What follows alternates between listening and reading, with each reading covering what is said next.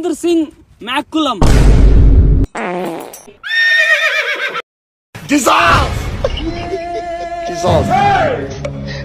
রাজীব এসেই সোফায় বসলো, মুখে একটু কিউট স্মাইল। আবহাওয়া একটু গরম, কিন্তু প্রেমে ঠান্ডা লাগছে। ঠিক তখনই ঘর ঘর ঘর ঘর ঘর গেটের বাইরের গাড়ির শব্দ। বুবলি জানালার দিকে ছুটে যায়, পর্দা সরিয়ে দেখে রাসেল, ওর ভাই।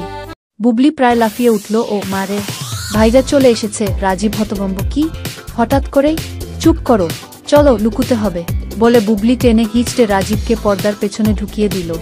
রাজীবের মুখে এক গাল বিরক্তি, এইটা তো কার্টুন সিরিয়ালের মতন, কার্টুন হোক বা সিনেমা, এখন তুমি পর্দার পেছনে স্ট্যাচু।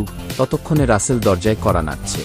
বুবলি সজোরে দরজা খুলে একটা মিষ্টি গলা নামানো হাসি দিয়ে বলল, ও ভাইয়া, তুমি এত তাড়াতাড়ি ফিরে এলে? রাসেল ঘরে ঢুকে চোখ বড় করল, চারপাশে তাকিয়ে বলল, বাহ, নতুন চাদর, আর বাইরে এক জোড়া বাড়তি জুতো দেখলাম, সেগুলো কার? বুবলি মুখে পানি ছিটিয়ে ফেলল, জুতো?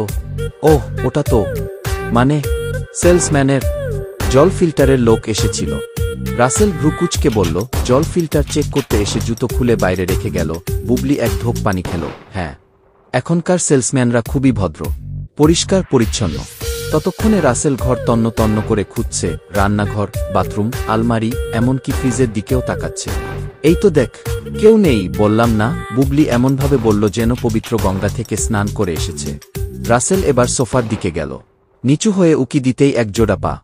রাসেল চিৎকার করে উঠল, এই পা, এটা কার বে? তোদের জল ফিল্টারওয়ালা পাসহ ফিল্টার দেখায়।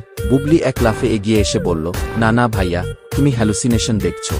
ধপ করে পর্দার দিকে এগিয়ে গেল, ধীরে ধীরে হাত বাড়িয়ে বলল, চাদরের ডিজাইন হোক বা ডিজাইনার, এখন আমি নিজেই খুঁজে দেখব। ঠিক তখনই হাত উপরে, নডলে গুলি করব। রাজীব হাতে খেলনা পিস্তল দেখিয়ে দিল। চোখে ভয় ধরানোর চেষ্টা, গলায় কৃত্রিম রাগ। রাসেল থতমত খেয়ে গেল, তার চোখ ছানা বড়া, ঠোঁট কাঁপছে, মুখ শুকিয়ে গেছে। কক, কেউ নেই, পর্দার আড়ালে কেউ নেই। রাজীব ঠোঁট চেপে হাসি আটকানোর চেষ্টা করছে। বুবলি হা হয়ে তাকিয়ে। ততক্ষণে রাসেল হিপনোসিসের মতো বলতে লাগলো, পর্দার আড়ালে কেউ নেই, কেউ নেই, কেউ নেই। বুবলি রেগে উঠল, তুমি তো নিজেই বললে পা দেখেছ, এখন আবার বলছো কেউ নেই? রাসেল চিৎকার করে উঠল, না, কেউ নেই, আমি কখনো বলিনি, ওটা আমার হ্যালুসিনেশন ছিল। বুবলি বলে, আছে। রাসেল বলে, নেই, আছে, নেই। এই তর্ক চলতেই থাকলো।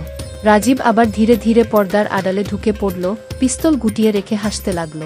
আর ভাইবোন দুইজন এমনভাবে ঝগড়ায় মেতে উঠল যেন আরেকটু হলে বিছানার চাদরও দুই ভাগ হয়ে যাবে। গল্পের শেষে পর্দার পেছন থেকে শুধু একটা মৃদু হাসির আওয়াজ।